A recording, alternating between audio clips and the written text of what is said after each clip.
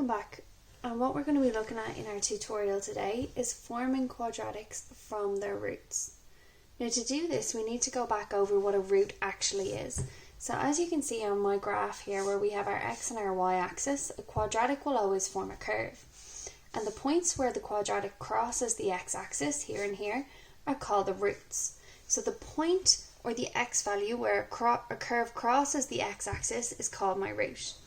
Now usually we solve our quadratic, and remember most quadratics come in the form ax squared plus bx plus c is equal to 0. So we usually solve this through factorising or the minus b formula to find the roots. But what we're going to look at today is working backwards from the roots to find the equation. And there's going to be two methods to do this now today, guys. So in example 1 here, we can see they've given me a quadratic curve with the two roots, minus 5 and 7. And it says write the equation of a curve whose roots are 7 and minus 5. Well, that means I know that x is equal to 7 and x is equal to minus 5. But remember guys, in a quadratic it should always equal 0. So I'm going to bring my 7 over and I'm going to bring my minus 5 over. So that means I have x plus 7, I have x minus 7 is equal to 0.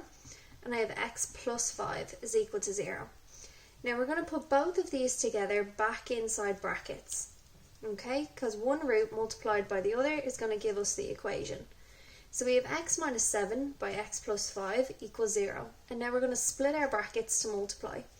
So we're going to have x by x plus 5 minus 7 by x plus 5 is equal to 0. X by x is x squared plus 5x minus 7x minus 35 is equal to 0. Which means I have x squared minus 2x minus 35 is equal to 0. And this is our equation now of the curve. Now this is what I mean by working backwards. Usually we'd be given the equation. Sorry guys, that should be 35. Usually we'd be given the equation, we would factorise our 35 to get two factors, put them inside of brackets like this and then solve to get our roots. This time we're given our roots and we're putting them back into brackets to multiply them out to get given our equation. Okay? Now, in example 2, we're going to look at the second method, which is using our rule. And this rule is going to become important, guys, when we look at Algebra 3 and a section called complex numbers. And the annoying thing about this rule is it's a rule we need to know. It is not in our log tables.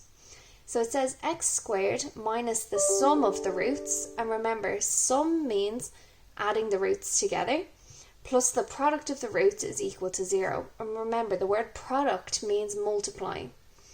So if we look at example 2 here, it says if x is equal to root 3 and x is equal to minus root 3 over 2 are the roots of a quadratic, ax squared plus bx plus c equals 0, find a, b and c.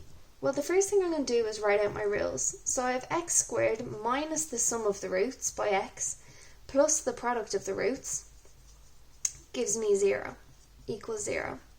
So we have x squared minus, and in brackets now I'm going to add my two roots together.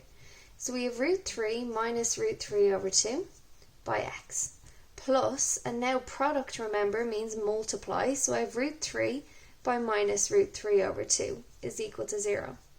So that means, guys, I have x squared, I'm going to take my calculator now, and I have root 3, press across, bracket, minus root 3 over 2.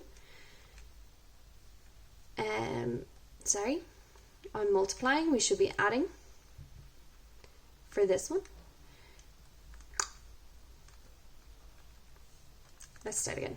Root 3, press across, minus root 3 over 2, which gives me root 3 over 2. So now we have minus root 3 over 2 x because of the minus on the outside. And now we're going to do root 3, bracket, fraction button. Root 3, press across, bracket, fraction button, minus root 3 all over 2, press across and bracket. So I get minus 3 over 2 is equal to 0. Now usually I don't like fractions like this in my equation, which means I'm going to multiply everything by 2. So 2 by x squared gives me 2x squared. 2 by minus 3 over 2 just gives me minus root 3x. And 2 by minus 3 over 2 leaves me with just minus 3. So now my equation is 2x squared minus root 3x minus 3 is equal to 0. And that's how we solve this, guys, that's how we solve this to get our equation using our rule of a quadratic. Thanks, guys. See you next time.